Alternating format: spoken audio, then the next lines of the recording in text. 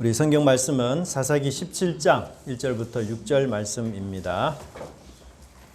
사사기 17장 1절부터 6절 말씀. 한 절씩 교독하도록 하겠습니다. 에브라임 산지에 미가라 이름하는 사람이 있더니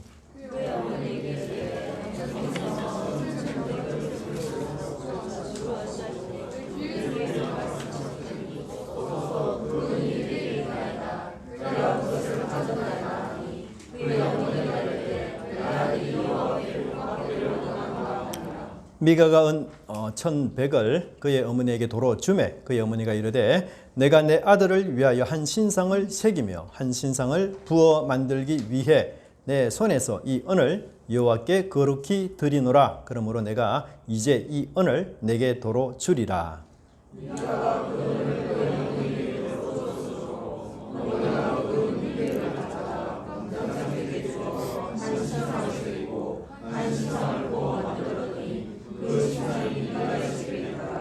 그 사람이 미가에게 신당이 있으므로 그가 에봇과 드라빔을 만들고 한 아들을 세워 그의 제사장으로 삼았더라. 이스라엘의 왕이 없으므로 사람마다 자기 소견에 옳은 대로 행하였더라. 아멘. 네, 우리 옆에 분 보고 우리 인사 한번 했으면 좋겠습니다. 반갑습니다. 네, 잘 오셨습니다. 네, 꿀 피부시네요. 네, 네. 우리 사사 시대를 다시 한번 살펴보면서 사사기 말씀을 살펴보려고 합니다. 사사 시대는 우리가 몇 명의 사사가 있습니까? 모두 12명의 사사가 있습니다. 6명의 대사사 그리고 6명의 소사사.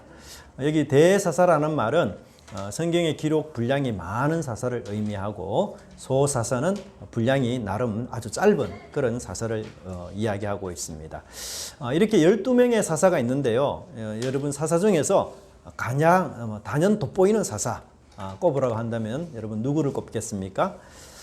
기드온과 300명의 용사도 될 수 있겠고 여장군, 여사사 드보라 또 뭐 왼손잡이 사사 에훗 뭐 이런 분을 이야기할 수는 있겠지만 그럼에도 몇 분이 이야기하셨는데 삼손만큼 정말 탁월하고 용맹한 타의 추종을 불허하는 그런 사사는 없으리라 그렇게 생각을 합니다. 내용만 보더라도 사사기 13장부터 무려 16장까지 4장에 걸쳐서 이 삼손에 대해서 묘사하고 있는데요. 다른 어떤 사사들보다 더 많은 분량으로 묘사하고 있습니다. 뿐만 아니라 사사들 중에 아주 중요한 특징이 여호와의 영이 그에게 임하였다라는 표현이 거의 한 번씩은 사사마다 다 나오는데요. 삼손에게만큼은 무려 3번이나 이 표현이 나오고 있습니다. 그래서 이 사사 12명의 사사 중에서 VIP를 꼽아라 그러면 당근 삼손이라 이렇게 말해도 절대 과언이 아닙니다. 너무 독특하고 아주 특징적인 인물이고요.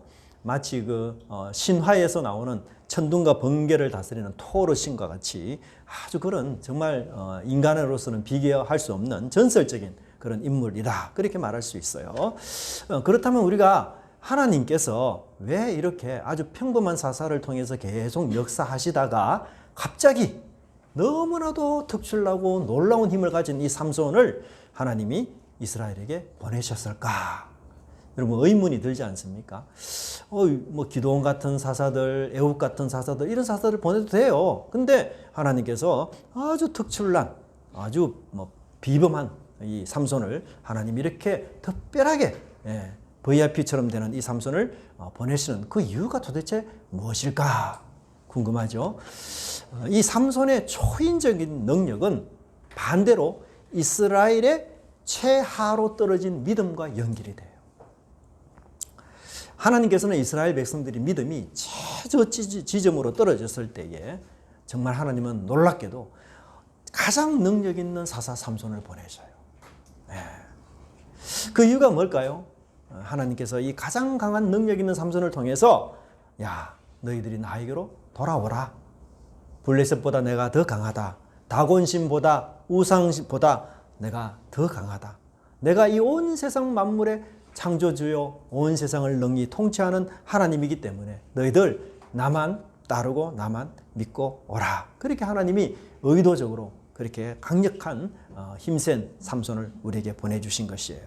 근데 이스라엘 역사 속에서 이런 케이스가 여러 번 있습니다. 여러분 가장 강력한 선지자 둘을 또 이야기하자면 누구를 이야기하겠어요? 모세와 엘리야가 아니겠습니까? 근데 여러분 엘리야 시대 때도 얼마나 심각하게 타락한지 몰라요. 엘리야 시대 때 왕이 아합이었는데 이 왕은 사실 바알의 전도사였습니다. 왕이 바알의 전도사니까 이스라엘의 그 여호와의 종교는 완전히 문을 다 닫고 말았어요. 그래서 온 땅, 온 천지에 바알, 우상을 섬기는 그런 제단들이 절비했었고 하나님을 찾는 자는 오히려 핍박을 받고 하나님을 찾는 자가 거의 없을 그런 지경이었습니다. 근데 하나님께서는 이렇게 이스라엘 백성들의 믿음이 최저쯤으로 떨어졌을 때에 하나님은 엘리야 선지자 혹은 엘리사를 통해서 가장 강력하고 가장 기적의 역사가 많이 일어나는 두 선지자를 통해서 역시 하나님이 놀라운 기적을 베풀어 주셨어요. 그래서 야, 내가 너희들이 섬기는 바알, 아세라보다 훨씬 더 능력 많고 강하니 너희들 나에게 돌아오라.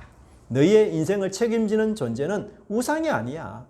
살아있고 생명력 있는 여호와 하나님이다 라는 사실을 증거하고 보여주셨어요. 근데 여러분 그 결과가 어떻습니까? 삼손 때도 그렇고요. 엘리야와 엘리사 때도 그렇고 이스라엘 백성들이 그렇게 놀라운 하나님의 기적과 능력을 체험했어도 불구하고 완전하게 돌아오지 않아요. 잠시 돌아올 뿐입니다. 참 우리는 가끔 야 하나님이 살아계시는 기적, 그 능력 다 한번 보여주면 우리가 하나님께 금방 돌아올 텐데 근데 절대로 그렇지 않습니다. 우리 믿음이 쉽게 그렇게 생기지 않아요. 여러분 이 인간의 존재가 혁명적으로 바뀌고 변하는 것. 내가 나인데도 평소 나답지 않는 그런 혁명적인 긍정적으로 혁명적인 모습을 보이는 때는요. 기적이나 능력이 아니에요. 압도적인 힘으로 누르면 돌아올 것 같고 바뀔 것 같지만 절대로 인간은 그렇지 않습니다. 여러분 인생을 한번 돌아보세요. 여러분 자신의 존재가 아주 바뀌는 그런 혁명적인 경험을 한 적이 있을 거예요. 그죠? 나는 나인데 평소와 너무 다른 나를 발견하는 거예요. 그때가 언제입니까? 사랑에 빠지면 그렇게 돼요. 그렇지 않습니까? 별로 공감을 안 하시는 것 같은데 사랑에 안 빠진 그렇죠? 사랑에 빠지면 그래요 여러분. 여인과 사랑에 빠진다든지 우리 갓 태어난 아이 그 아이를 사랑에 빠진다든지 하나님과 사랑에 빠진다든지 사랑에 빠지면 사람이 달라져요. 그렇지 않습니까? 사랑은 그렇게 해서 생명을 주고 용기를 주고 아주 강력한 삶의 의욕을 일으킵니다. 기적과 이적 이런 게 아니에요. 기적과 이적은 감탄하고 놀랄 뿐입니다. 근데 사랑하면 날마다 뭐예요? 기적입니다. 그렇죠? 사랑하면 날마다 기적이에요. 얼마나 여러분 그 사랑에 우리가 감동하고 놀라워하고 감탄하고 웃고 정말 내 삶이 완전히 달라지는 그런 느낌을 갖게 돼요. 그래서 우리 주님께서 십자가의 사랑을 우리에게 보여주신 것입니다. 여러분 우리가 이제 연말도 가까워지고 그러면서 한 해를 내가 어떻게 살았는지 돌이켜보는 시간이 되기도 하고 또 내가 인생을 다시 재설계하면서 내가 평생 인생을 살아가면서 어떤 목표를 갖고 나는 살아가야 될까? 여러분 그런 걸 한번 생각해 본 적이 있습니까? 여러분들의 평생을 숙제로 삼는 인생의 목표 한 해, 두 해, 내년 그런 정도가 아니고 평생 내가 어떤 사람으로 살아가야 될지 그런 목표를 한번 정해 본 적이 있습니까? 로또 복권에 당첨되는 겁니다. 이런 거 말고요. 로또 복권보다도 더 놀라운 복은 바로 예수님과 사랑에 빠지는 것이에요. 저는 저와 여러분들이 정말 이런 인생의 멋진 목표, 그 목표를 변함없이 그렇게 생각하고 또 노력하고 다름질하는 그런 인생이 되었으면 좋겠다 그 생각이 많이 듭니다. 자, 우리 사사기 이제 17장과 18장은 미가라는 사람이 주인공이에요. 이 성경 저자는 미가라는 이 사람을 통해서 이스라엘 백성들이 종교적으로 얼마나 심각하게 타락했는지 그것을 보여주고 있습니다. 근데 이 타락 뒤에는 항상 동반자가 있어요. 타락은 결코 혼자 하지 않습니다. 어떤 동반자가 있느냐? 종교 전문가가 또다시 나타나요. 요즘으로 말하자면 대단히 죄송하지만 성도들의 타락 혹은 교회들의 타락 뒷면에는 거의 목사들의 타락이 있다. 이게 지금 사사기가 우리에게 주는 내용이에요. 17장, 18장 내용. 그래서 오늘 본문에서도 우리가 전반부에는 미가라는 평신도의 타락만 여기서 언급하고 있지만 후반부에는 한 레위인 제사장이 타락하는 모습을 또한 그리고 있어요. 그래서 이 평신도와 종교 전문가의 동반적인 타락을 여기서 언급하고 있습니다. 사실 우리도 흠 많고 유혹에 약하고 또 욕심과 탐욕에 쉽게 빠지는 사람들이죠. 그래서 우리가 오늘 이 본문을 통해서 미가와 또 그 종교인의 타락에 대해서 당연히 우리가 비판을 해야 되겠지만 한편으로는 미가와 이 레위인이 가진 그 욕망 그것이 우리 속에도 여전히 있음을 깨닫고 이 말씀을 통해서 우리가 경계와 또 경고를 삼는 그런 삶이 되면 좋겠다 그 생각이 듭니다. 자, 말씀이 없는 종교의 특징이 뭐냐? 첫 번째로 보면 복과 자녀가 우상이 되는 종교가 되어버려요. 여러분 하나님 말씀이 빠지게 되면 그 자리를 어떤 것이 차지하는가? 탐욕이 그 자리를 차지하게 돼요. 그래서 복만을 추구하는 사람이 되어버리고 또한 그 복을 자녀가 받기를 원하는 그런 모습이 되게 됩니다. 1절의 저자는 미가라는 사람을 이야기하는데 특별히 이 사람 어느 지파 사람이라고 합니까? 1절에 보면 에브라임 지파 사람이라고 해요. 여러분 에브라임은 이스라엘 백성들 가운데서 어떤 의미에서 형님 지파입니다. 12명의 형제들이 있다면 그 중에서 가장 1순위의 형님이 에브라임 지파였어요. 물론 태생적으로는 르벤이 1순위이지만 이제 역사 속에서 에브라임이 가장 형님 지파를 역할을 해야 됩니다. 여러분 집안의 장자 역할, 이 형님 역할 어떤 거죠? 뭐 집안이 어렵고 힘들 때 그 형편은 살펴서 도와주기도 하고 이끌어주기도 하고 그렇게 해서 그 가정을 잘 살피고 살리는 역할 그게 여러분 장남 그죠? 형님 역할 아니겠어요? 근데 이 사사기 초반부에는 이 에브라임 지파가 그런 형님 역할을 참 잘했어요. 여러분이 잘 아는 요수아가 어느 지파 출신입니까? 바로 에브라임 지파 출신이에요. 그러니까 이 요수아 시대 때에는 에브라임 지파가 이름을 날렸습니다. 아주 유명한 지파였고 요수아를 함께 전쟁에 참여해서 하나님이 약속하신 땅에 아주 용감하게 전쟁하고 아주 그렇게 탁월한 지파였어요. 그리고 사사기 초반부를 보면요. 이 에브라임 지파가 전쟁에 아주 적극적으로 참여합니다. 에훗이 전쟁할 때도 참여하고요. 형님 지파로서. 드보라 여사사가 이 전쟁을 진두지휘할 때도 에브라임 지파가 형님 지파로서 적극 나서서 이스라엘을 도와주고 이렇게 아주 역할을 잘했어요. 근데 사사기 후반부에 갈수록 이 에브라임 지파가 변질이 됩니다. 그 형님 역할은커녕요. 업적과 공로를 차지하려고 하고 시비를 걸기도 하고 질투가 많아서 이 명예와 주도권을 갖고 싶어하는 이런 지파가 되어버렸어요. 그리고 지기 싫어하고 아주 비겁한 수법을 사용하는 그 망나니와 같은 지파가 되어버렸습니다. 이 에브라임 지파가 형제들을 잘 도와줬던 그 지파가 이제는 형제들과 싸움을 벌릴 정도였습니다. 그래서 여러분 우리 입다 사사기 12장에 보면 에브라임 지파가 입다가 서로 싸워서 에브라임 지파 몇 명이 죽습니까? 남자 4만 2천 명이 죽어버려요. 여러분 이스라엘 백성들이 출애굽 당시 20세 이상으로 전쟁에 나갈 수 있는 에브라임 지파 사람의 숫자가 거의 4만 명이었어요. 4만 명. 4만 500명. 근데 여러분 세월이 조금 지나서 이제 이 가나안 땅에 정착하면서 인구가 좀 많아지긴 했어요. 그런데도 불구하고 4만 2천 명이 죽었다는 말은 뭐예요? 거의 성인 남자가 다 죽었다는 뜻입니다. 캄보디아의 킬링 필드와 같은 일이 일어난 거예요. 그래서 이 1절에 미가라는 사람이 에브라임 출신이다라고 소개할 때에 여러분 어떤 느낌이 듭니까? 미가라는 사람이 에브라임 출신이다라고 이야기. 지금 우리가 에브라임 지파의 역사를 잠깐 살펴봤죠? 긍정적인 느낌이 듭니까? 부정적인 느낌이 듭니까? 그렇죠. 부정적인 느낌이 들어요. 이 미가가 에브라임 출신이라고? 또 무슨 사고를 칠까? 이런 생각부터 여기서 나오게 되는 거예요. 염려가 되는 이런 표현입니다. 지금 저자가. 그리고 그 이름을 미가라고 말하는데 이 히브리어로는 미가 예후예요. 미가 예후. 그럼 미가 예후가 뭐냐? 여호와와 같은 자 누구겠는가? 굉장히 신앙적인 이름이에요. 여호와와 비교할 사람 세상에 아무도 없다. 누가 감히 여호와와 같은가? 여호와 같은 분은 없는 거죠. 하나님만이 진정하고 참된 신이다. 이런 이름의 뜻이에요. 여러분, 이름은 주로 이스라엘에서 누가 지어줍니까? 네, 어머니가 지어줘요. 그래서 어머니가 이 아들의 이름을 이렇게 지을 정도면 뭐예요? 굉장히 신앙이 좋겠죠. 네, 그렇게 우리가 예측할 수 있어요. 신앙이 정말 훌륭한 어머니가 이 자기 아들 이름을 미가 예후라고 이렇게 지었구나. 근데 우리가 2절부터 보면 급 실망을 하게 됩니다. 네, 그래서 이 사사기 17장은요, 아이러니를 굉장히 많이 써요. 아이러니를.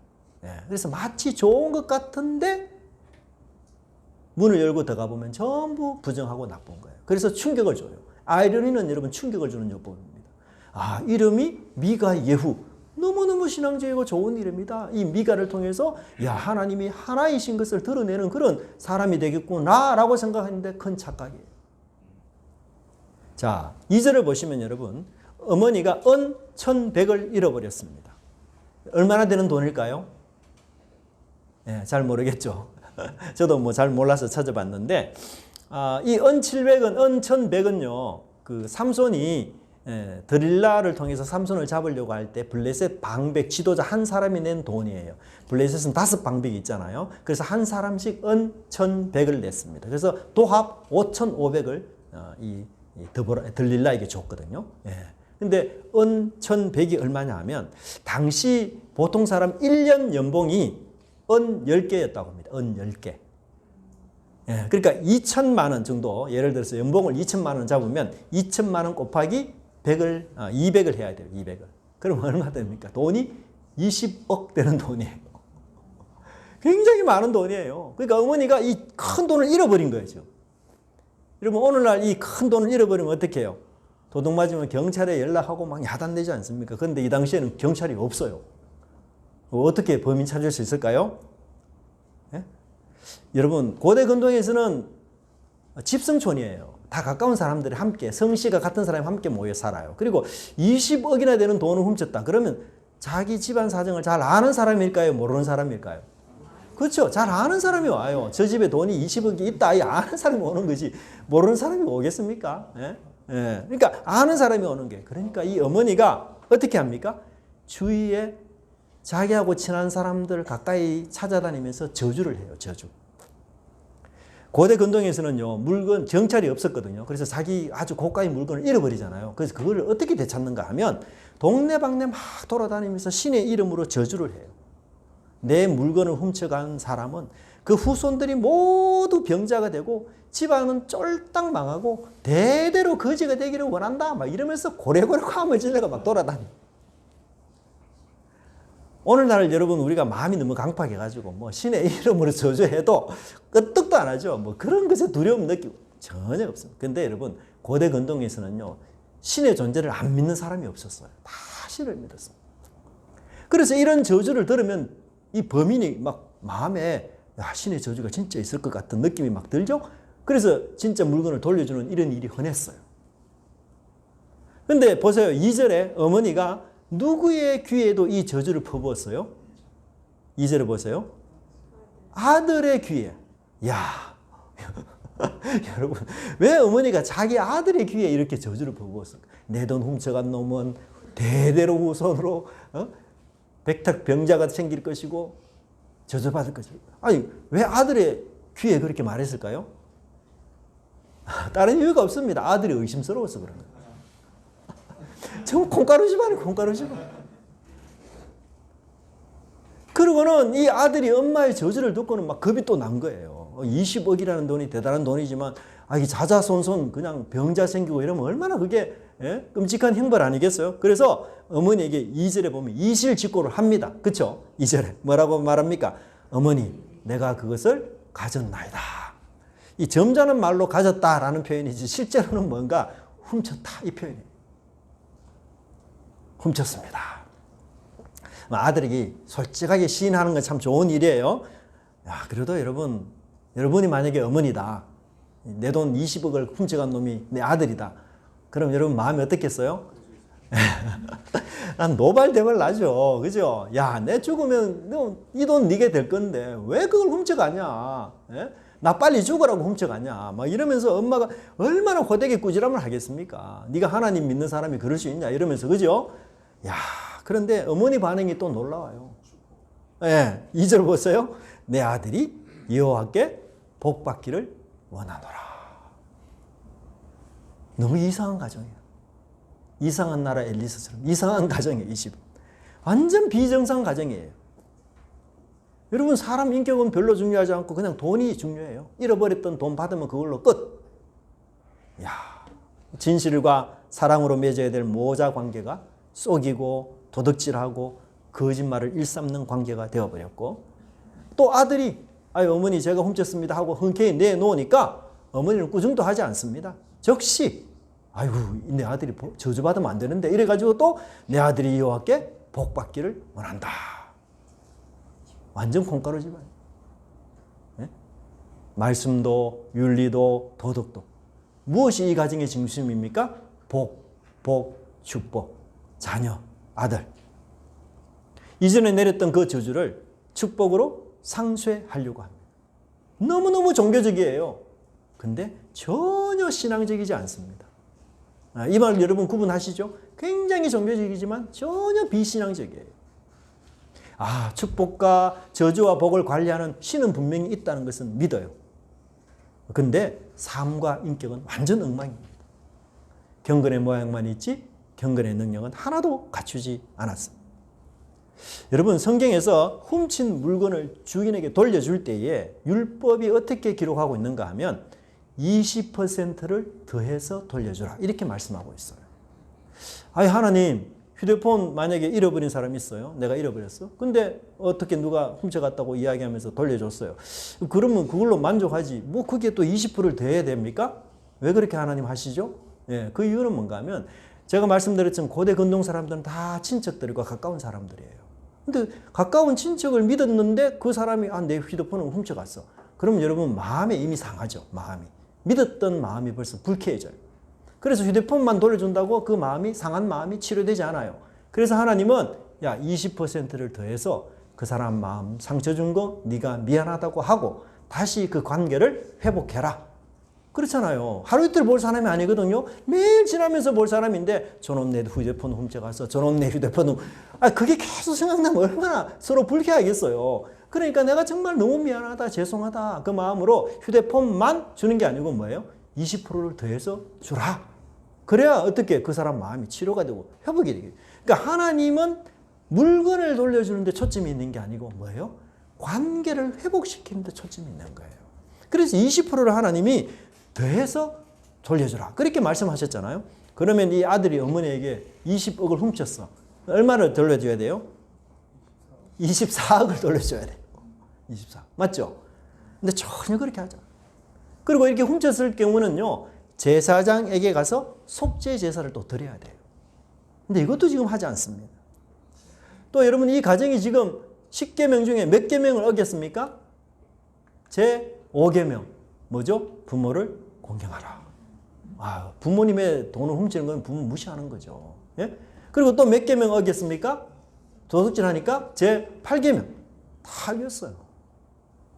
그래서 이 아들의 입장에서는 내가 하나님 말씀을 이렇게 불순종했구나. 이것이 너무 잘못됐다. 그렇게 해서 돈을 돌려주는 게 아니고 어머니가 저주를 했는데 그 저주가 내게 임할 것이 두려워서 돈을 돌려줘요. 너무너무 종교적인데 전혀 하나님께 대한 올바른 신앙, 말씀이 그 속에 없는 것을 우리에게 봅니다.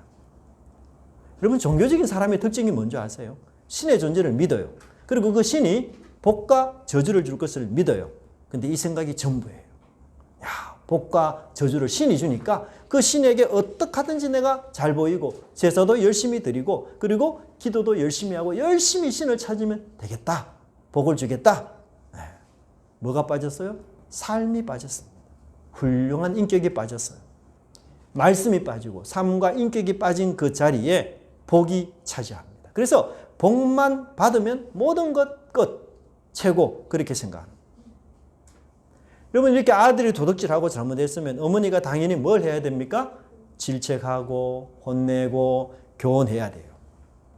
그리고 여러분 이 아들이 저주를 받지 않으려면 하나님께 가서 회개하도록 해야 되지 않겠어요? 야, 진정으로 너 잘못했으니까 회개하고 하나님께 제사를 드려라. 근데 이런 기본적인 교육이 전혀 이루어지지 않고 있습니다. 그러니까 복과 성공의 혈안이 되는 이 가족들에게는 범죄도 거짓도 속임도 쉽게 저지를 수 있는 하나의 실수에 불과했던 것이에요. 그러니 죄에 대해서 담대해 줄 수밖에 없습니다. 죄를 죄로 생각지 않아요. 죄는 실수다. 네. 다들 죄 짓고 살듯이 다들 실수하면서 살죠. 그래서 뭐 그런 실수를 갖고 회개해야 하느니 눈물을 흘려야 하느니 그런 말 딱 듣기 싫은 거예요. 높은 자존심이 지금 대우받는 시대 아니에요? 회개해야 된다. 그런 말로 자존심 꺾지 말라. 사람 기 죽이지 말라. 그러면서도 회개는 하지 않고 복은 원하고 있어요. 너무너무 잘못된 상황 아닙니까? 인격과 품위가 저지른 사람들이 복에는 환장을 하고 있습니다. 저는 요즘 우리 사회, 우리 교회 제일 문제가 되는 것이 바로 이 부분이 아닌가 그런 생각이 듭니다. 여러분 우리가 죄를 지을 수 있어요. 잘못하지 않는 사람 세상에 없습니다. 그런데 그렇게 죄를 짓고 우리가 잘못했을 때 그 죄 지은 것에 대해서 우리가 어떻게 해결하고 어떻게 책임져야 되는지에 대해서는 전혀 무지합니다.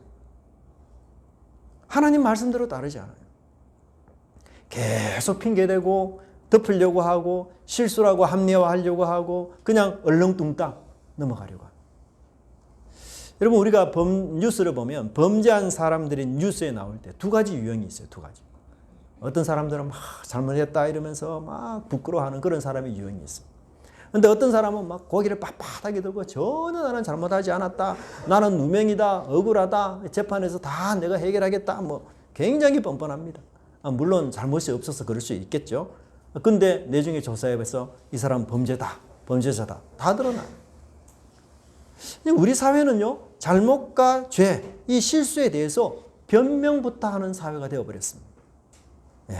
여러분 내가 한 이 잘못을 남을 탓하고 환경을 탓하고 이웃을 탓하게 되면 그 잘못과 죄가 결코 수정되지 않아요. 그렇지 않겠습니까? 참회하고 그게 내 책임이 아니다. 그렇게 생각하는 사람이 어떻게 그 잘못을 고치고 수정하겠어요? 그래서 그 잘못과 죄를 계속해서 짓게 되는 것입니다.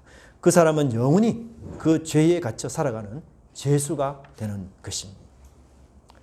자녀들의 잘못에 대해서 여러분 부모들이 가진 약점이 뭔지 아세요? 정당하고 바른 관점을 잘 갖기가 참 어렵다는 거예요. 학교에서 여러분 자녀들이 사고를 치잖아요.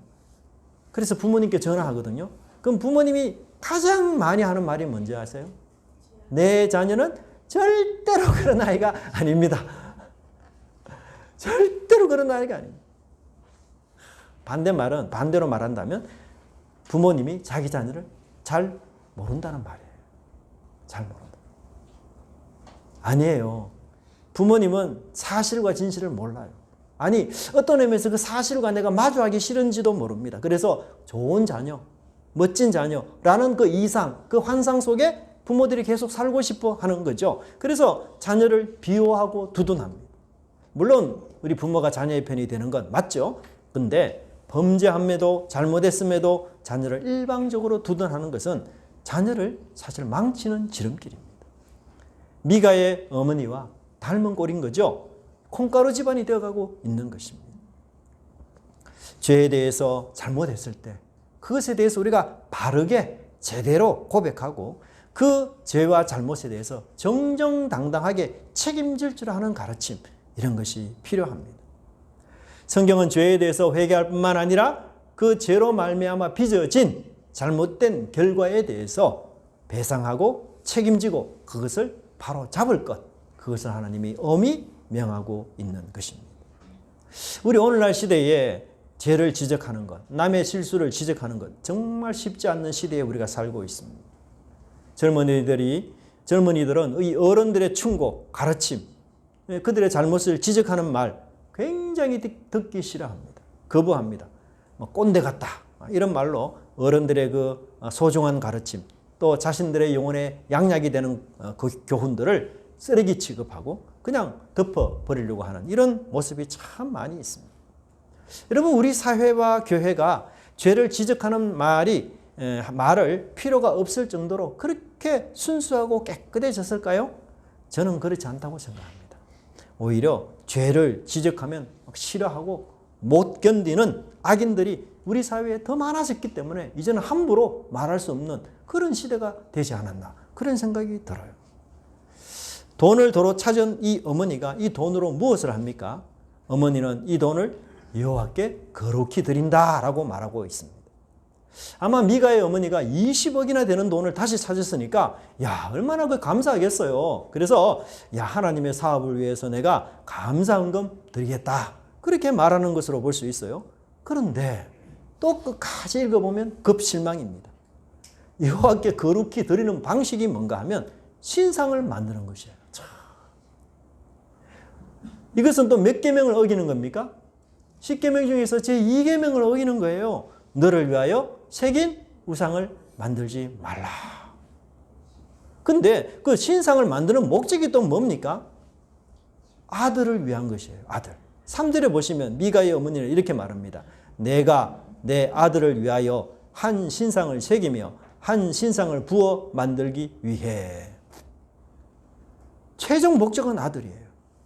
근데 아들을 위해서 신상을 만들었기 때문에 이 헌금은 하나님께 드린 겁니까? 아들에게 준 겁니까? 아들에게 준 거죠. 근데 말은 내가 이 은을 여호와께 드리려 하노라. 그렇게 말을 하고는 목적은 뭐예요? 아들을 위해서 신상을 만드는 거예요. 참 말은 너무너무 종교적입니다. 네. 입만 꺼내면 하나님, 여호와 다 드리고 다 바치고 근데 그 내용을 보면 전혀 아니에요. 미가의 어머니는 아들의 축복을 위해서라면 무엇이든지 희생하고자 하는 모습을 보여주고 있습니다. 그녀에게 이 신앙은 뭐냐? 여호와는 아들을 축복하는 하나의 수단에 불과한 것이에요. 그래서 하나님 말씀이 빠진 이 자리에 자녀가, 자식이 우상이 되고 있는 것을 보게 됩니다. 오늘날 우리 사회 교회에서도 여러분 무슨 부흥회나 집회를 하지 않습니까? 그러면 그 부흥회나 집회를 할 때에 가장 많이 헌금하는 게 어떤 종류의 헌금인가 하면 자녀를 위해 드리는 헌금이 가장 많이 나와요. 예. 뭐 저는 부흥회를 잘 한 적도 거의 없고 그래서 잘 모르는데 그 부흥회를 이끄신 목사님들의 얘기를 들어보면 보통 대개 이제 마지막 날 밤 이렇게 부흥회 하면서 이제 헌금하시오. 그리고 자녀를 위한 헌금도 하고 기도도 하지 않습니까? 그러면 우리 성도들이 어떤 헌금을 제일 많이 하느냐? 자녀를 위한 헌금을 제일 많이 한다. 왜요? 우리가 내가 자녀를 위해서 많은 헌금을 드릴수록 우리 자녀가 축복을 많이 받을 것이다. 이 생각을 우리가 하고 있기 때문인 거예요. 그래서 이런 생각은 정말 미가의 어머니와 다를 바 없는 그런 생각인 것이죠. 왜요? 헌금으로 하나님의 축복을 살려고 하는 거잖아요. 네? 그건 신앙이 아니죠. 미신이죠. 네? 그 자녀가 바른 신앙을 해서 하나님의 복을 받는 게 중요하지. 어떻게 헌금으로 하나님의 복을 살 수 있습니까? 하나님은 뇌물 받고 복을 주는 그런 분이 절대 아니에요. 큰 착각입니다. 네. 여러분 우리가 신앙에 열정이 필요해요. 열심히 필요합니다. 하지만 말씀에 기초하지 않는 신앙, 그것은 종교적일 뿐 또는 미신에 가까울 뿐 결국은 죄와 타락으로부터 구원하는 힘이 전혀 없는 무능한 종교라는 사실을 우리가 꼭 기억해야 됩니다. 진리는 참입니다. 그리고 말씀은 경건의 능력을 공급하는 하나님의 생명이에요. 그래서 이 말씀 위에 여러분과 자녀들의 인생을 건축하기를 바랍니다. 이 말씀 위에 우리 가정을 건축하시기를 바랍니다. 그럴 때 우리 가정은 든든하고 하나님이 함께하는 귀한 가정이 되리라 그렇게 생각합니다. 이런 지혜로운 저와 여러분의 삶이 되기를 간절히 바랍니다. 우리 함께 한번 기도하도록 하십시다. 이 시간에 하나님 말씀을 통해서 우리가